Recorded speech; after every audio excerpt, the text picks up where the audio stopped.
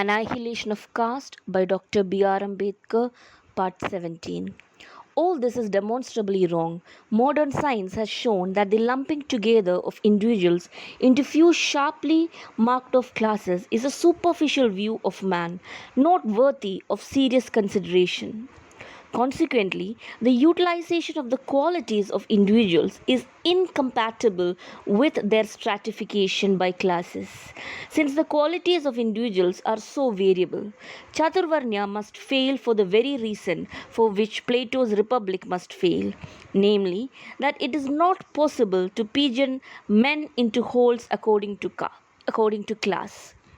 That it is impossible to accurately classify people into four definite classes is proved by the fact that the original four classes have now become 4,000 castes. There is a third difficulty in the way of the establishment of the system of Chaturvarnya. How are you going to maintain the system of Chaturvarnya supposing it was established? One important requirement for the successful working of Chaturvarnya is the maintenance of the penal system which could maintain it by its sanction. The system of Chaturvarnya must perpetually face the problem of the transgressor. Unless there is a penalty attached to the act of transgression, men will not keep to their respective classes. The whole system will break down, being contrary to human nature. Chaturvarnya cannot subsist by its own inherent goodness. It must be enforced by law. That without penal sanction, the ideal of Chaturvarnya cannot be realized is proved by the story in the Ramayana of Rama killing Shambhuka. Some people seem to blame Rama because he wantonly and without reason killed Shambhuka.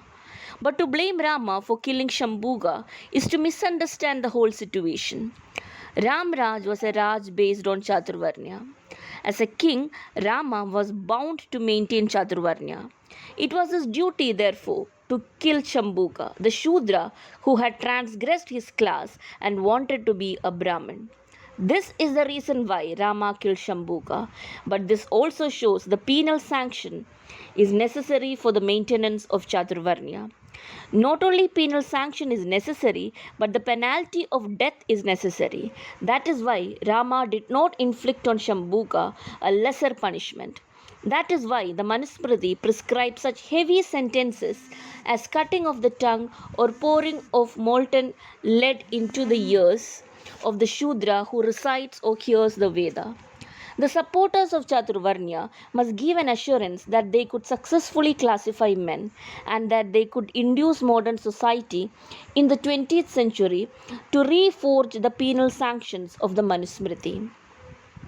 The protagonists of Chaturvarnya do not seem to have considered what is to happen to women in their system. Are they also to be divided into four classes, Brahmin, Kshatriya, Vaishya and Shudra, or are they to be allowed to take the status of their husbands? If the status of the woman is to be the consequence of marriage, what becomes of the underlying principles of Chaturvarnya, namely that the status of a person should be based upon the worth of that person? If they are to be classified according to their worth, is their classification to be nominal or real? If it is to be nominal, then it is useless, and then the protagonist of Chaturvarnya must admit that their system does not apply to women. If it is real, are the protagonists of Chaturvarnya prepared to follow the logical consequences of applying it to women? They must be prepared to have women priests and women soldiers. Hindu society has grown accustomed to women teachers and women barristers. It may grow accustomed to women brewers and women butchers. But he would be a bold person who would say that it will allow women priests and women soldiers. But that will be the logical outcome of applying Chaturvarnya to women.